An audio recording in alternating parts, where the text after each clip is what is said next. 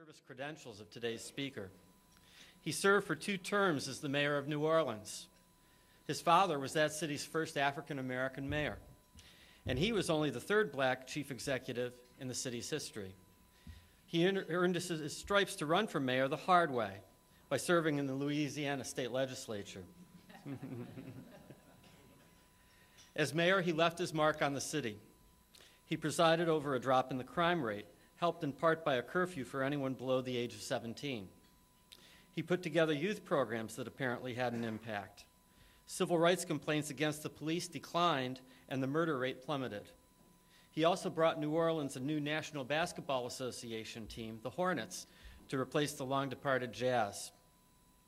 In fact, he loved his job so much, he petitioned to have the law changed so he could run for office for a 3rd term. However, that measure failed to win approval. After stepping down as mayor, he remained active in public life as head of the National Urban League. Founded in 1910, the Urban League is the nation's oldest and largest community-based movement devoted to empowering African Americans to enter the economic and social mainstream. During his inaugural address, he laid out a progressive platform. He has launched an ambitious 5-point empowerment agenda focusing on education and youth, economic empowerment, health and quality of life, civic engagement, civil rights, and racial justice. Progress in these 5 areas is tracked in an equality index found within the League's annual The State of Black America report.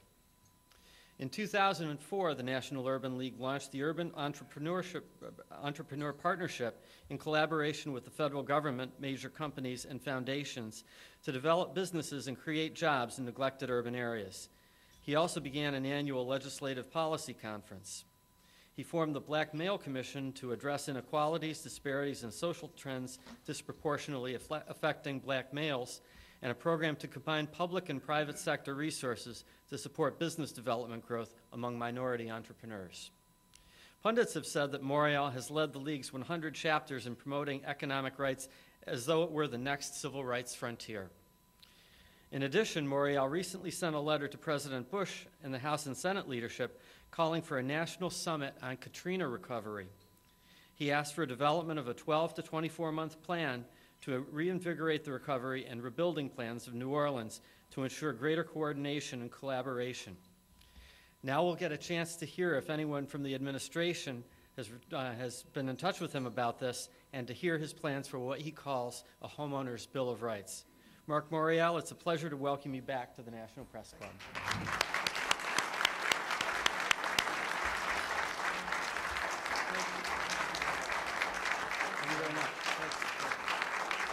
Thank you very much.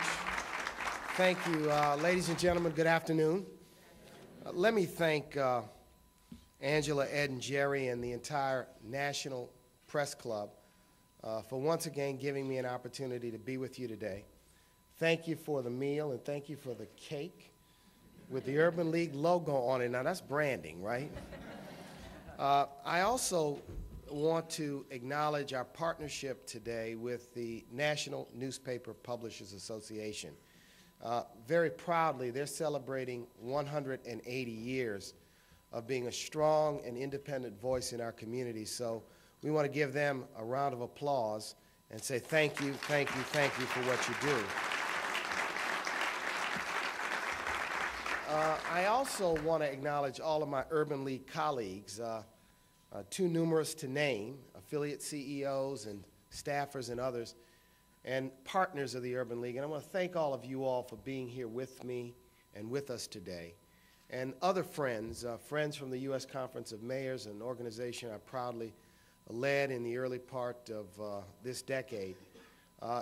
As we discuss today, a very important subject, that of home ownership and housing.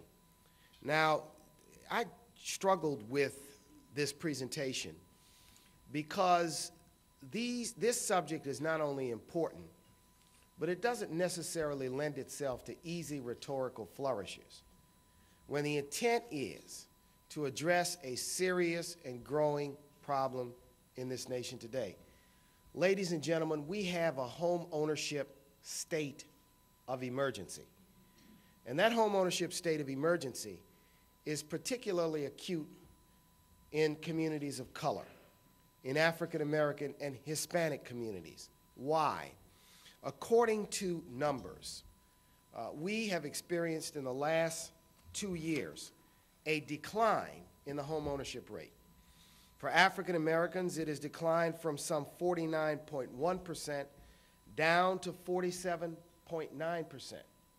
On an overall basis, it's dropped by 1 point. In 2004, it was 69. In 2006, it's 68.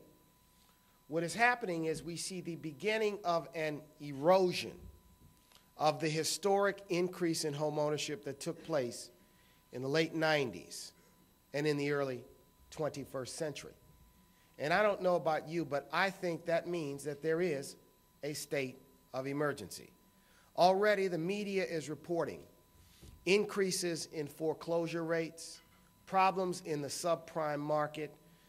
These problems, these issues, are not issues that allow this nation, allow our leaders in this city to stand aside, watch it occur, and do something a long time from now. This Home Buyers Bill of Rights that we want to lay out today is designed to say it is time for some early intervention before the patient ends up on the gurney, before the patient ends up in the emergency room, before we have an escalation of foreclosures which end up wreaking havoc in the financial markets. We think we need to do something. But secondly, because of the increases in home ownership, the advances that have taken place in the last several years, we also think it's important to think about, over the last few years, what has worked well, what has not worked well, what should we keep and what should we fix, and if there are new things that we ought to do. Now, why do we say this? Think about your own home. Think about the house that you grew up in. Think about the value and the joy that you had when the keys to the first house you owned were turned over to you. Think about how special and important and how indispensable to being a full partner in the American dream owning a home indeed is. Sometimes one doesn't understand how special it is unless, perhaps, they're the first person in their family to own a home. Sometimes they don't realize how special it is unless they're someone who loses their home, as many did due to Hurricane Katrina. So home ownership is something that has become, in the 3rd century of this republic, an indispensable part of being a full partner in American society. This home ownership crisis, this state of emergency, compels the National Urban League to offer some salient suggestions. And as we offer these suggestions, we don't stand simply on a platform here at the National Press Club. We stand in the streets and neighborhoods of America, where just last year, our 100-plus affiliates provided home ownership counseling and education to over 20,000 Americans.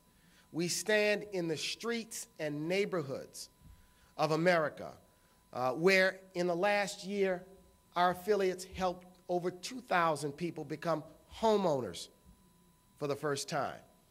And in the last 6 months, in a number of communities, have helped many Americans stave off foreclosure to protect their investments in the American dream.